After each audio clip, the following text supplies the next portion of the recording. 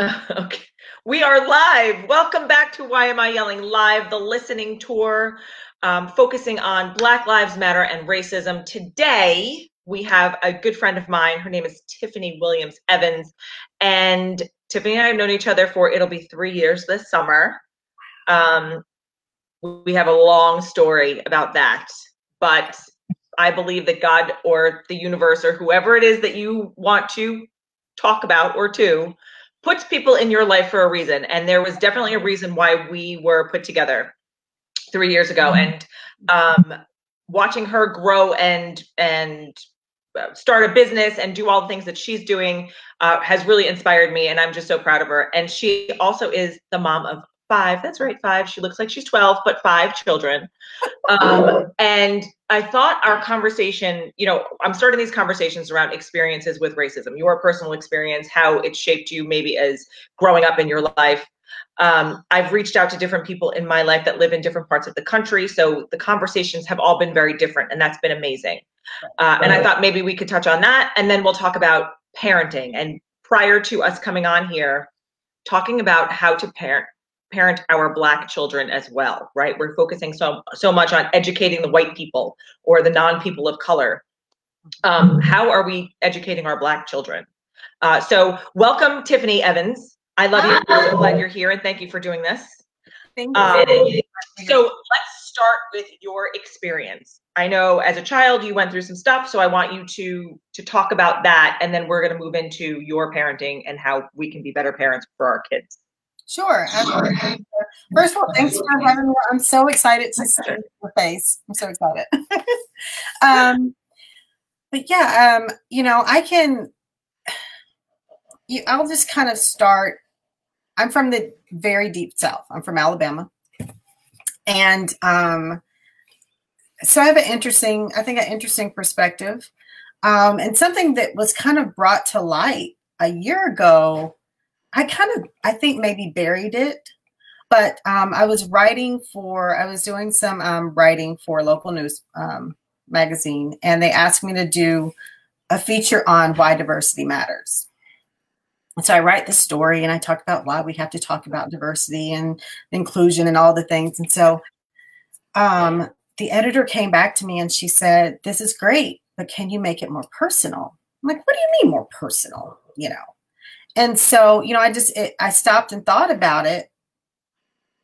And I remembered 2nd grade, elementary school, Montgomery, Alabama. It's a true story. I'll handle a stack of Bibles, true story. We're at recess one day. And there's a classmate.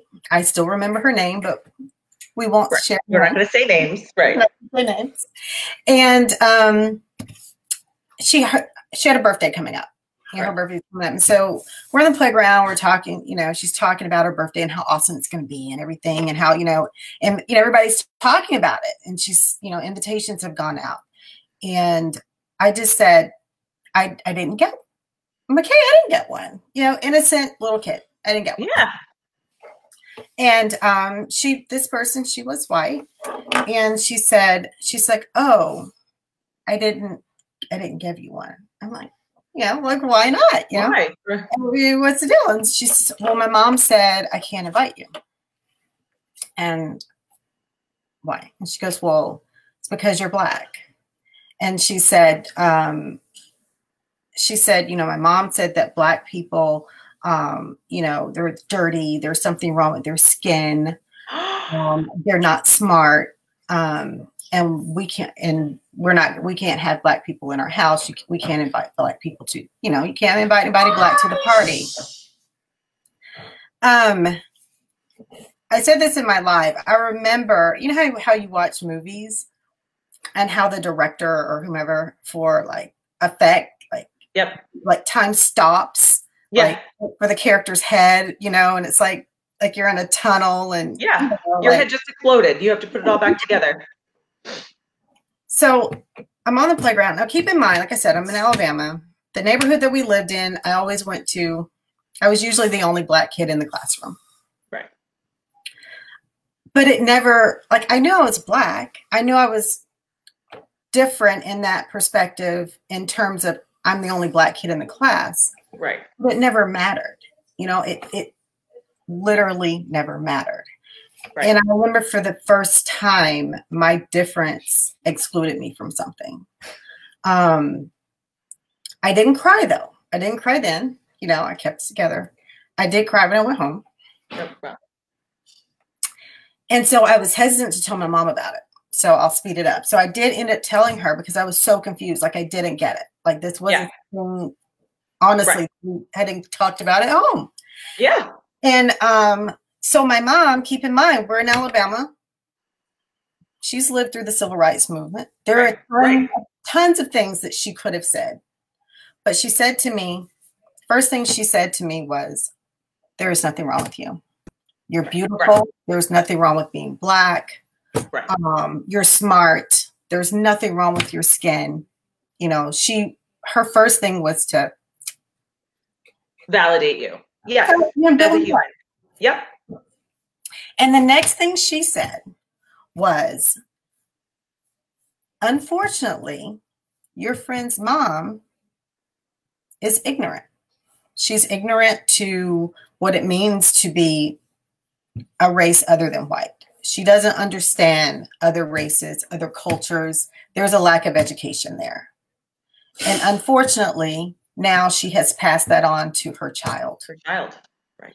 And she said, we are all God's children. We're all the same. He created us all. And you're no different from your friend in terms of being a person. And there's no reason to hate her. She just doesn't know any better. Her mom doesn't know any better. She doesn't know any better. And from that point, I never had like an issue. I continued to go to mostly white schools, and I continued to usually be the only Black girl in the classroom. And I grew up to be the only Black woman in the room.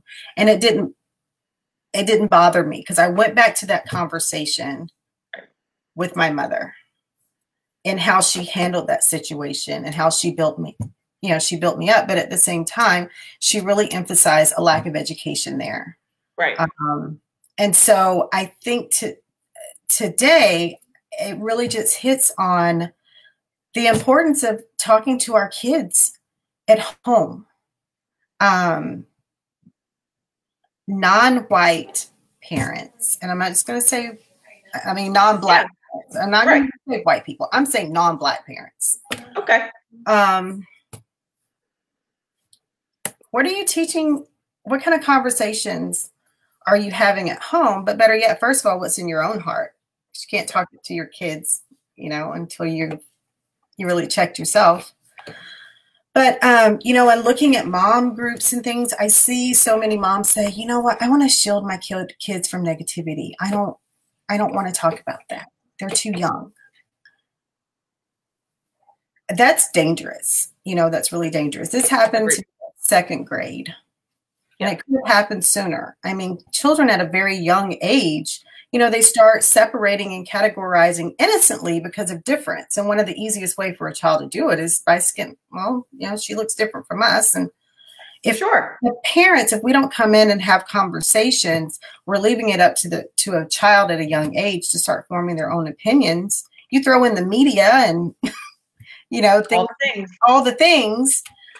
And I just think it's irresponsible, to not have the conversations. Agreed. And I think that it's funny because I was having a conversation with one of my best friends this morning, and I am from New York. I live in New York City. There's a lot of different everybody where we live. My kids go to very diverse schools. In fact, my son is in high school. He's probably the minority.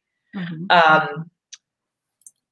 We have very different conversations with our children here, and I think just being more aware and more exposed to the differences of humanity by virtue of our geographic location. Mm-hmm.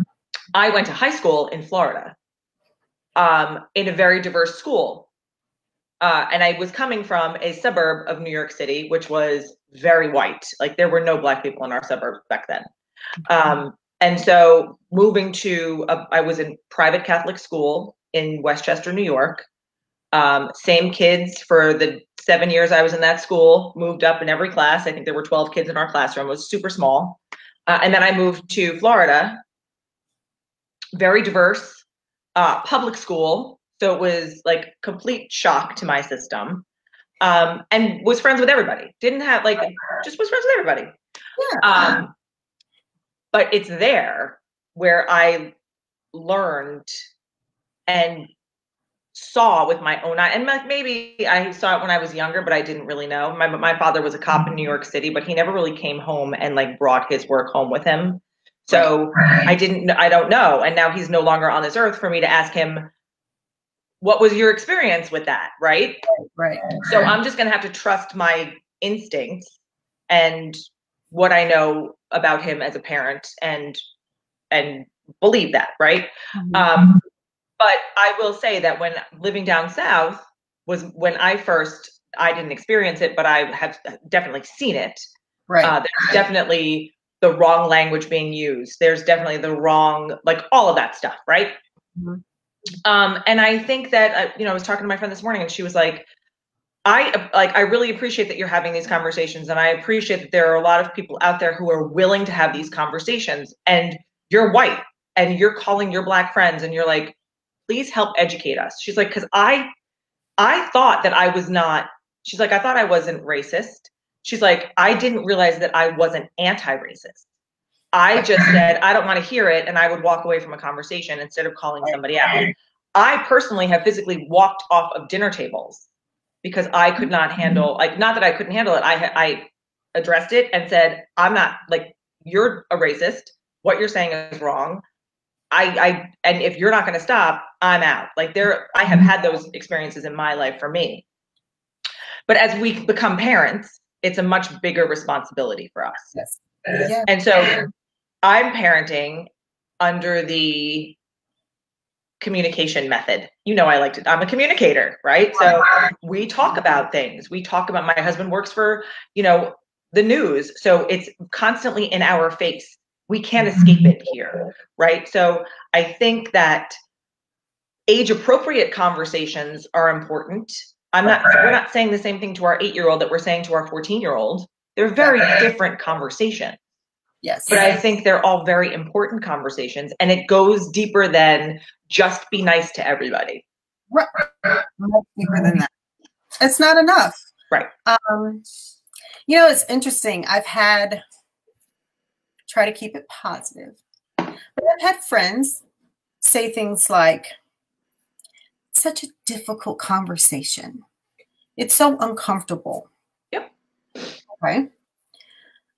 And my counter to that, I'm not saying maybe it is for you, but we have the talk with our kids. We talk about puberty. We talk about sex. Those are difficult conversations. Right. But often we say, well, I want to have the conversation with my kid about sex and puberty because I'm fearful of if they're not talking to me, they're going to get it from somewhere else. So I want to be the person to share the facts, I want it to come from for me as a parent. Okay, that's a difficult conversation, but we have it anyway because it's important to us. Right. We put it high on the list of priorities and we put on our big girl pants and we have the conversation. Right. So that's why when it comes to race and you tell me, well, it's so hard, it's difficult, I kind of don't want to hear it. It's agreed. We talk about what we want to talk about. It's kind of like working out. You say, I don't have time to work out. We make time for what we want to make, what we want in our lives. Yeah. So when it comes to these difficult talks, if it's important to us, I think we just kind of, we go, we Google, we get our resources, we talk to our friends and we read and we do it. We make it a priority because it's important. So, I just feel like as parents, even bullying. Okay. Bullying. Oh my gosh. Bullying is so terrible. And, don't bully. And as a matter of fact, if you're, if you notice one of your friends bullying someone, you step in and tell them not to bully. Right? That's what we teach our kids. Right. So why can't we do So that? do the same thing. Same thing. So it's about values and priorities. So what would be your advice? So, okay, here's what I want to know. I want to know, what conversations are you having with your kids? You have 5 kids and they range from, what are their age? What's your age ranges? Because it's big. It is big. And I'm going to kind of date myself by doing this. Okay. They range from 20. Whatever. I think you're younger than me, so stop. I don't think so. 23, 23, 22. I have one that's about to be 19, 15, and 8. Right. So 23, almost 24, down to 8. Yes. That is a large, you have parented through 2 different generations. Yes. Right. And so you've seen, like, a lot has changed from the time your son, who is 23, right? Yeah. And now your daughter, who's 8. Yes. There's a lot, like, technology has changed. There, like, the telephones are connected to everybody's body instead of the kitchen with the wire and the rotary dial, right? Like, yes. So how are you having race conversations with your children? I want to know how you're talking to the Black kids. Because I want to know if the way you're talking to them is important for me to talk to my white kid about, like, or bring pieces of that conversation into my conversations with my white kid. Right. Does that make sense? Oh yeah, absolutely. Yeah, it's different. So my oldest is a boy. You know, he's a young man. He's a man, yeah. Young Black man. Yep. So that's a conversation in and of itself. Regardless of age, before I start talking, something I try to do is get their perspective first. Before I start interjecting my experiences and all of my wisdom, it is really interesting to find out what they're experiencing and what they're thinking and what their solutions are. We don't give our kids enough credit. No, not at all. They are smart and they're resilient. With my son, it's more about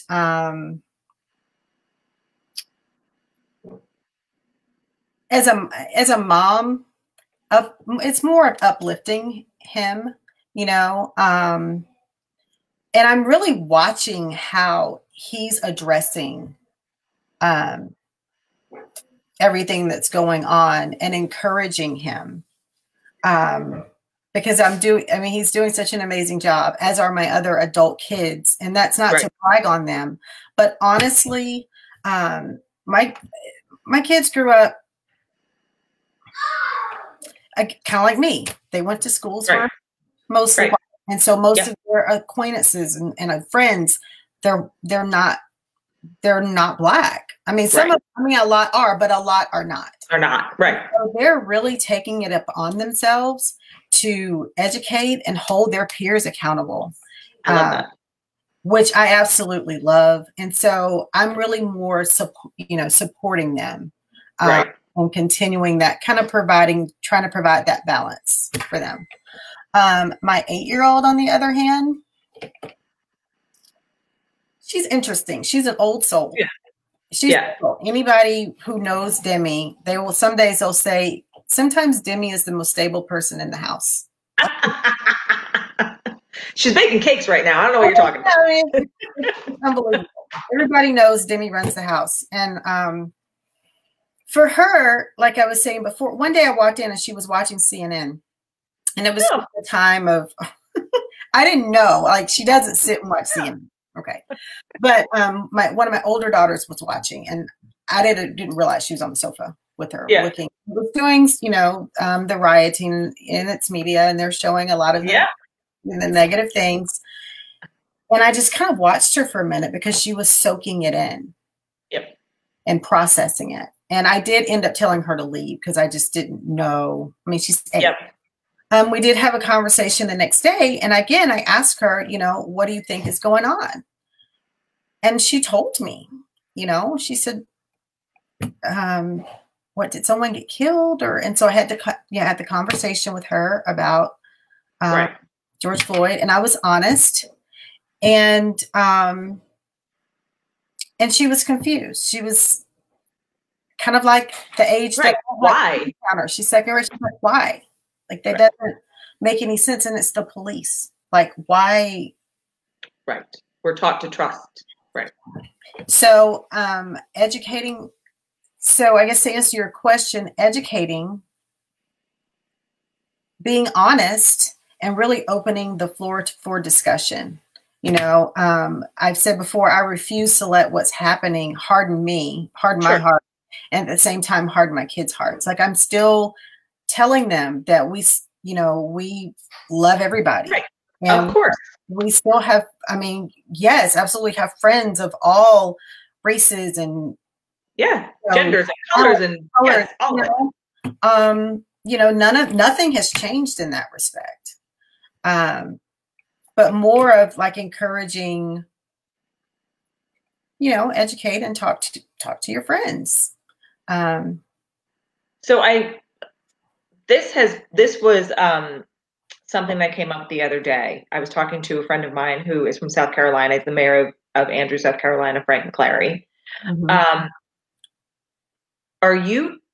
Has it ever, I'm not going to say I'm sure, has it ever come up in conversation with your older children as you are educating them and they are learning and they're seeing and they're witnessing and they're having their own experiences, how to present themselves outside of your house? Do they do it differently? Is there a different awareness? Because like Frank said to me, before I walk out of my house every day, I have to think about what I am projecting, what I look like, how I am speaking. He used, he just said, I have to be more aware of the people that are around me and what their reaction to me might be because of my skin color. Mm-hmm. Like, when somebody says, like, I don't know if you saw the thing going around that says, you put your hands up and anytime something happens, you put your fingers down. It's like a white privilege thing, right? And it was like, put a finger down if people have walked across the street to avoid you, if you're walking toward them, right? Mm-hmm. So that kind of came up, and I was like, how do you have those conversations with your kids and teach them that people exist out there, that if they see a Black man coming, they're going to cross the street? Mm-hmm.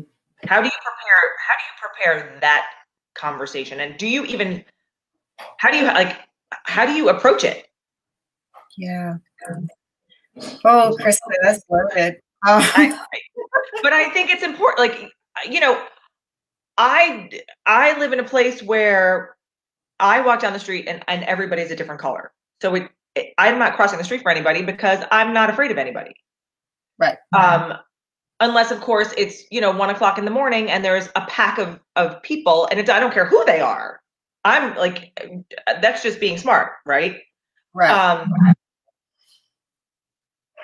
What I'm saying is there are people that exist that need to be educated about this. Like, not all Black people are bad. Not all white people are bad. Not all purple people are bad. Not, you know what I mean? Like, we have been conditioned to believe that race is equivalent to goodness in a lot of places, right? And I think that's part of what racism is. It's like, we believe that, this or whatever, right? And it could be however you want to, interpret it.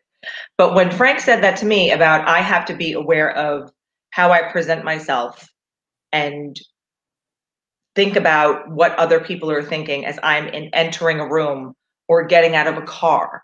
Somebody made famous football player in Austin, Texas. Don't know who he is. Saw one of his Facebook lives the other day. He's like, or maybe Houston. I live in a very affluent neighborhood. Of course he does. The football player, he makes millions of dollars, right? I live in a very affluent neighborhood. I still sit in my car and wait for the neighbor to get her mail before I get out of it and go back into her house because I don't want to have some kind of altercation. Mm-hmm. Or I want to limit the potential for that to happen. Right. That Right. to me is like, what? Mm-hmm. But it exists. Like, It exists. It does exist. I will definitely acknowledge it does exist. For me personally, and just kind of how I conduct things with my kids, I really spend a lot of time. I'm huge on education. yes, no, you're an educator, of course. Huge. I mean, I was raised on education. And so I spend a lot of time, like I set the bar high here when it comes to education, excellence, um, presenting your best self, doing your best, like living above the fray and above the Yep. bar all the time as a person. Like that's just a personal thing. That's how I rear and teach my kids, period. And so that's really the guiding thing, is like working on their character and Yep. really, building them up to be good people, smart people, that can go out and do great things in the community. And, Yep. you know, um, and so when you bring race into the mix, I'm careful about how I do that, because I always think about the mindset. Yeah, of course. You know, I don't ever want it to be a situation where I didn't get this, and the first thing that comes to mind is it's because I'm Black, or I can't go here because I'm Black, because at that point you're limiting yourself. And that's something I've never, like, I'm very careful of that. I'm like, protect your mindset. Don't limit yourself. Don't let anybody else limit you. Don't feed into that narrative. Don't feed into that train of Yeah. Stereotype, whatever it is. Right. whatever it is. Now, at the same time, let's be real. Does it exist? Absolutely. Right. Racism exists? Absolutely. Austin, my son, do you have concerns as a Black man that your white friends don't have? Absolutely. Right. And yes, be aware of that. I mean, we've had conversations recently, even about like school and career choices and your realities. I'm like, dude, we don't talk a whole lot about you have to do this because you're Black. You can't do this because you're Black. It's not, I don't do that. But I have had the conversations that all playing fields are not equal. I don't care what anybody says. Agreed. And yeah, your I's might need to be dotted and your T's might need to be crossed a little more than your non-Black friends. Yeah. Like, so in terms of having to have ducks in a row and resume has to be up here, yep, really having to walk a straight line. Oh yeah, absolutely. That's real. Those conversations, but I don't let that be the guiding thing. Like everything I do or everything right, of course, is because you're Black, because at that point I feel like that's limiting. Of course. And I like what you said, live above the line. Mm-hmm. Like just live above the line. This is the line and we live above it. We are accepting and we are loving and we are caring and we are compassionate and we are kind and we are all these things. Mm-hmm. And that goes first. Right. Because I think that's how humanity needs to go, that's right? Absolutely. And we say things like no brainer. I know it's not a no brainer. I know that. But even in talks about, when I talk to adults about diversity and inclusion, and we talk about all these, different things that we have to consider when we want to be, more inclusive. And I'm like, does this not just all boil down to being good people? Right. Just like you said, humanity. Yeah. Why can't we just be good people and treat each other the way we're supposed to treat each other? Yeah. Like, maybe if we can start there. Agreed. And I think that, but it is systemic, right? So it's like, it's ingrained in you. Like, I know, like, I have probably known people in my life who grew up with people in their past, their grandparents, their friends, their parents, whatever, who had racist tendencies. And just because it's learned, right? You're not born a racist. You're No. not born not liking other people, right? So you have to be willing. And I think we're seeing this now. Yes. I actually said yesterday during the talk that I did yesterday with my friend Okima, I kind of think the coronavirus is a little bit of a blessing during this because so many people have their eyes on it because they're not going to work. Yeah. They're not commuting. They're not going to drop their kids off at the sports. They're not going out on girls' nights or guys' nights and drinking with their buddies on Thursdays. Like, it is all eyes on deck right now. Yes. And I think that has been, and it's been advantageous for the Black Lives Matter movement because I think people that would have looked at it and said, oh my gosh, that's really so sad, and moved on, are now stepping in and having these uncomfortable conversations. None of these conversations are easy to have.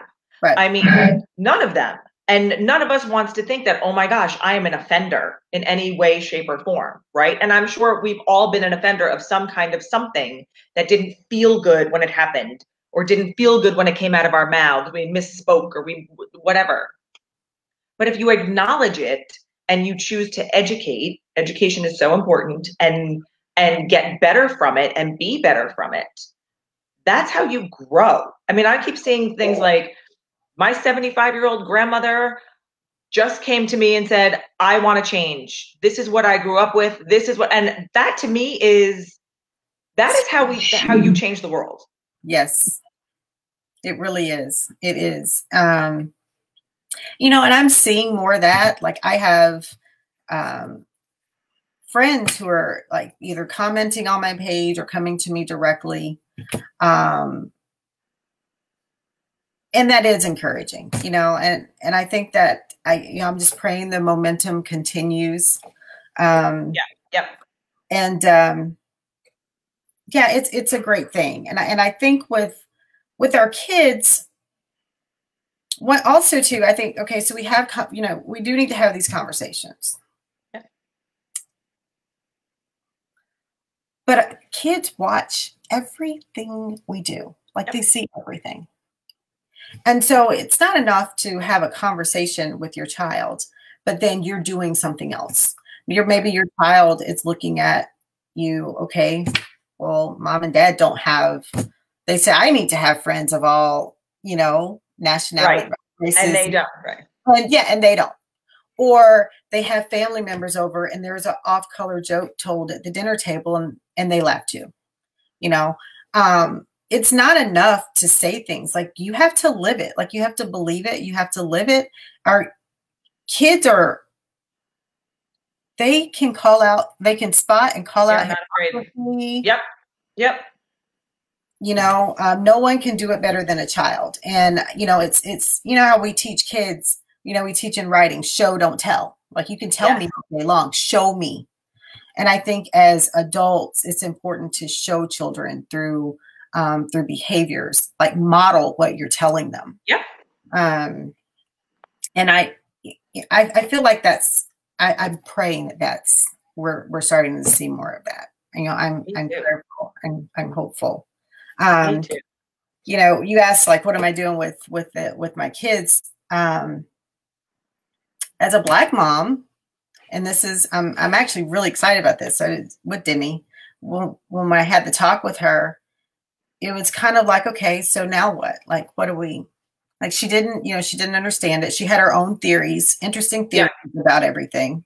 And I'm like, how old are you again? She had her own theories. And then after that, I said, well, Demi, what do you think we should do? And she likes to write. She takes it upon herself to write these biographies of, you know, past hit. That's amazing. I'm like, okay, that works for me. Yeah, writing, yay. Right. And so, you know, there are some things that we're going to do that involves her in the discussion, that, you know, that educates her and actually continuously builds her up as a Black female, you know, seeing other Black females and learning more about history that's not taught in school. And so that's one of the things, I mean, education. We also need to be educating, you know, our Black kids. Yeah, ourselves, our kids, and just really helping our kids understand like I said with my mom, that you're smart, you're intelligent, and you come from a lineage of smart and intelligent people. You know, Right. these are some people in history that you don't learn about in school. You know, Right. Black History Month, which I have a huge issue with. I mean, Right. we have 1 month. Like, why can't we just integrate it throughout the Why don't whole? we just call it history? Yes. Yeah. Weave it throughout. Um, and so I think that's important, that we're really, uplifting and building, as Black parents, uplifting our Black kids and counteracting all these things that they're hearing and seeing in the media that they may not be talking to us about, Right. Yeah. I don't know. I was talking to my daughter. It's like this huge onion, and the cliched analogy, like you Right. keep pulling Peeling it back. the layers. So many things to address and think about. But I think action, there's something we all can do. I think in some shape, form, or fashion. I think we all have platforms. We all have talents. There's something that we all can do. I was talking to my daughters. They're dancers. I'm trying to get them to do some type of online concert, and yeah, they're kind of like, I don't know, Mom. Go away, Mom. No, I think that is a good way to like end our conversation, because now we're a little bit over time. That's okay. Right. No, it's fine. I've been overtime every single time. Not that there's time, but like I want to be mindful of everybody else's time too. Right. But I think these are really important points. I think, educating your kids and yourself. I think, open lines of communication. I love that your kids are taking it upon themselves to educate their peers, right? Their non-Black friend peers. Mm-hmm. There's always room to grow. And this, I think, that's the point of this whole conversation, right? I've grown in these last 2 weeks. I'm sure you've grown in these last 2 weeks. Yeah. It has been, just the last 3 months of our lives have been turned upside down. Right. That we've all had to be more mindful of each other. We've all had to be more tolerant of each other. We're living all together in the same house all the time, and it's making all this crazy. Trust me, I know. But I think that it's really important. It's important to have these conversations with our kids. It's important to make sure that their mindset is exactly where it needs to be, and that's through love and encouragement and kindness, and keeping them safe and making them feel like they belong in this conversation. Mm-hmm. Right? Don't discount their thoughts and their ideas and their opinions, because you're doing them a disservice by doing that. And listen. I've done a lot of listening in the last 2 weeks. I do a lot of listening anyway, but I've done a lot of listening in the last 2 weeks, and I'm hearing a lot of really good things coming out of this, coming out of my guests' voices, coming out of the comments and in the comment sections. So I thank everybody for your time today. I thank you for your comments. I thank you, my love, Tiffany Evans, for being here. This was a really great conversation. So go out there and talk to your kids. Encourage them to also be the best humans they can be, and show them by being a good human yourself. Exactly. Yeah. You stay right there. Okay. We're saying goodbye to everybody out there. We will be back. I think tomorrow. I'm not sure. I'm trying to schedule another guest. I've had some schedule shift going on. So if we're not back tomorrow, we'll definitely be back on Friday. So see you guys later. Have a great day. Tiffany, stay there. We'll see you soon.